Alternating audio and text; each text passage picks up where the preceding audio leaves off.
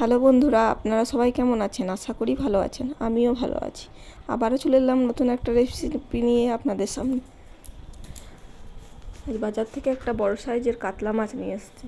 পুরোটা আনেনি, 1 KG 1.5 KG মতো নিয়ে এসেছি। আমি কিছুটা পরিমাণ নিয়ে নিয়েছি, কিছুটা পরিষ্কার করে আমি ফ্রিজে তুলে রেখেছি। এই যে একটা প্লেটের মধ্যে নিয়ে নিয়েছি মাছগুলি। দেখতেই পাচ্ছেন মাছগুলি পেটিটা কতটা মোটা, তাহলে মাছটা অনেকটাই বড় ছিল। এবার ওর মধ্যে হলুদ, লবণ আর অল্প পরিমাণ লেবুর রস দিয়ে ভালোভাবে ম্যারিনেট করে রেখে দিলাম। এদিকে আমার কড়াইতে তেল গরম হয়ে গেছে, মাছগুলি একে একে তেলের মধ্যে ছেড়ে দেব।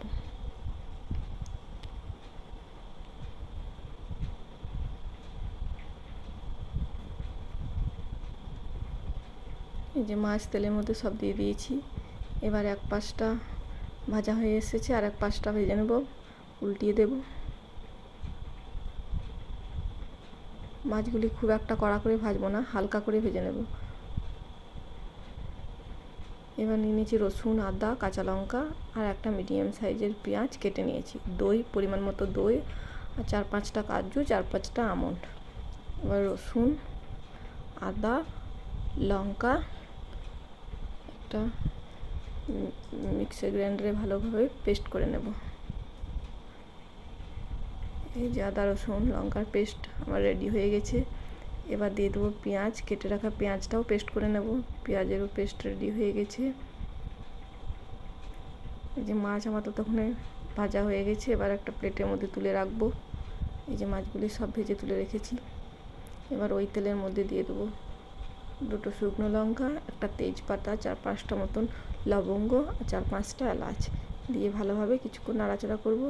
তেলের মধ্যে একটু লবণ দিয়ে দিলাম, কারণ তেলে পেঁয়াজ বাটা দেওয়ার সময় ছিটকাবে না।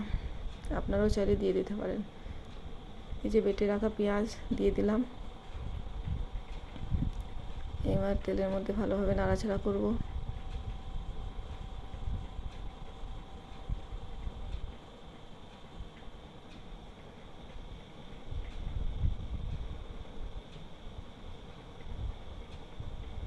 কিছুক্ষণ পেঁয়াজটা ভেজে নেওয়ার পর দিয়ে দেবো আদা রসুন আর কাঁচা লঙ্কার পেস্ট, যেটা আমি আগে বানিয়ে রেখেছিলাম। সেটা দিয়ে আবারও কিছুক্ষণ নাড়াচাড়া করব। ততক্ষণে আমার হতে থাক, ততক্ষণে এদিকে কাজু আর আমন্ড সবগুলিকে দিয়ে ভালোভাবে পেস্ট করে নেব। যে আমার পেস্ট হয়ে গেছে রেডি। এই যে আমার মশলা মানে পেঁয়াজ আর আদা রসুনের পেস্ট ভাজা হয়ে এসেছে। এবার ওর মধ্যে দিয়ে দেবো 1 চামচ ধনে, 1 চামচ জিরের গুঁড়ো আর 1 চামচ মতো কাশ্মীরি রেড চিলি পাউডার। এই যে অল্প পরিমাণ জল দিয়ে দিলাম। মিক্সি বাটির গায়ে যে মশলাগুলি লেগে থাকে সেটা ধুয়ে আমি একটা বাটির মধ্যে রেখেছিলাম। ওই একটু একটু করে ওই জল একটু একটু করে দিয়ে মশলাটা ভালোভাবে কষিয়ে নেব। মশলা থেকে তেল ছেড়ে এসেছে। এবার দিয়ে দেব বেটে রাখা কাজু আর আমন্ডের পেস্ট দিয়ে আবারও কিছুক্ষণ ভালোভাবে নাড়াচাড়া করব।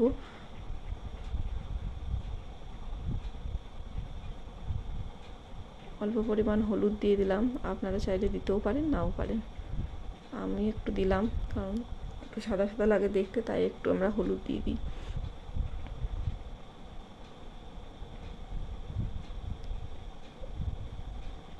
কাজু আমন্ডের পেস্ট দিয়ে কিছুক্ষণ নাড়াচাড়া করার পর ফেটিয়ে রেখেছিলাম যে টক দইটা, সেটাও দিয়ে দিলাম। দিয়ে আবারও কিছুক্ষণ ভালোভাবে নাড়াচাড়া করব। একটু আঁচটা কমিয়ে টক দইটা দেবেন, তাহলে দইটা ফাটবে না। একটু জল দিয়ে দিলাম। জল দিয়ে ঢাকা দিয়ে কিছুক্ষণ আরও 4-5 মিনিট মতন মশলাটাকে কষাতে হবে।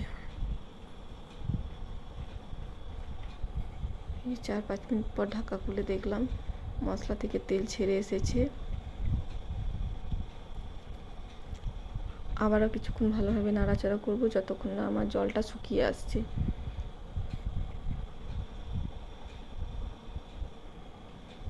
অনেকটাই জলটা শুকিয়ে এসেছে, আরও কিছুক্ষণ নাড়াচাড়া করব।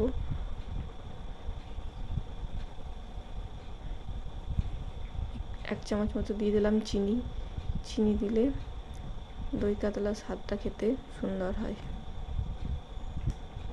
আপনারাও একটু চিনি দেবেন, তাতে ব্যালেন্সটা ঠিক থাকে। এই যে জল আমার পুরোপুরিভাবে শুকিয়ে গেছে, আর মশলা থেকে তেলও ছেড়ে এসেছে। এবার দিয়ে দেবো পরিমাণ মতো জল।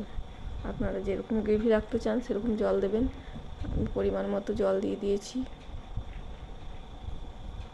যে আমার গ্রেভিটা ফুটে এসেছে, এবার এর মধ্যে দিয়ে দেবো ভেজে রাখা কাতলা মাছগুলো।